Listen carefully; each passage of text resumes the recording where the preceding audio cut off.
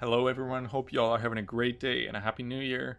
Today I just wanted to show off my Ash Prime build that I've been using for 95% of the content recently. This does really well in Netrocells, any long survival. I mean, Ash is pretty easy for endurance runs, and this is a very comfy build that I've come up with. That's very low investment and just really easy to use. I have 2 Forma on here. You don't really even need 2 Forma, it's just because I want to put Umbrella Intensify and Power Drift on here, which you don't really even need an Exilus in this build. It just gives it a little bit more damage on Roar.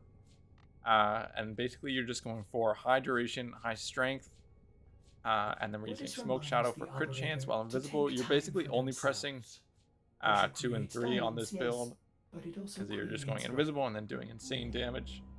Energize, also not really necessary since we have Equilibrium. You can either take off Energize or Equilibrium. It's either one or the other. I have them both on because, once again, comfort, it's super easy. You're not really casting that many abilities, you don't need that much energy, but it is kind of nice since you're all are at 45% efficiency.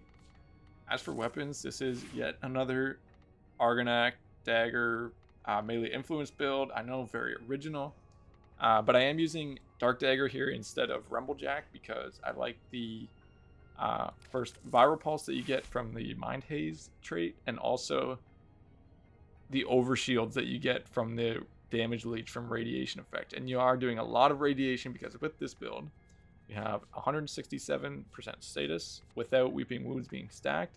I think with Weeping Wounds being stacked it's around 300% status at 12x combo, so you're going to be doing a lot of statuses. I do have a Riven here with status chance and electricity. If you don't have a Riven, you can just put Condition Overload, or what else can work? Also, I've also tried Focus Energy for more electricity.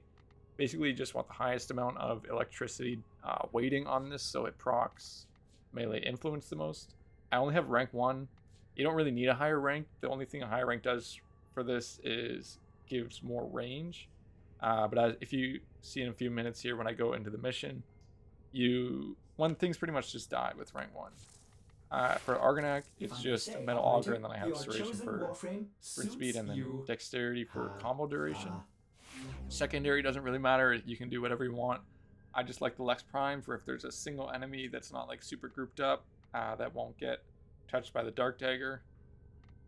Here is the build for that. It's a pretty bog standard build, nothing special. So yeah, for Companion, I have Nautilus with Cordon to group enemies.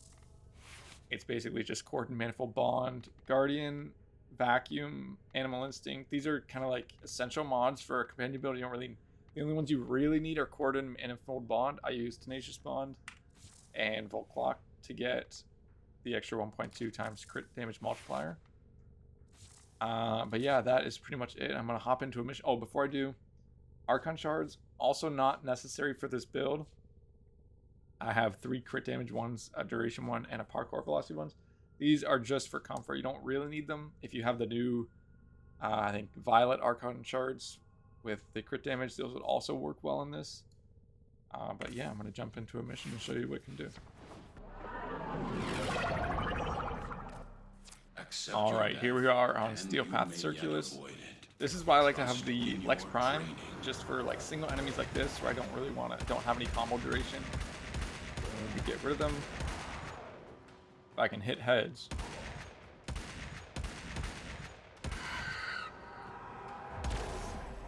Since the dagger doesn't really work when enemies are not grouped together or in large groups, this works really well for that. I also use Zeneric just for the start of the mission to get some energy, or I'll just throw an energy pad down. Focus School, again, doesn't really matter. I'll just do Roar and go invisible. And as you can see, you kind of just die. They almost die too quickly. You have to kind of pay attention if you want to get a decent KPM to see where the next enemy group is spawning. That, or have a decent tile set. But yeah, this is what this build does. Things kind of can't really do anything against you. Armor strip, they're grouped, and then the gas damage will kill oncoming enemies. You can kind of just sit here and hold E. I'll talk to you guys when an Acolyte shows up.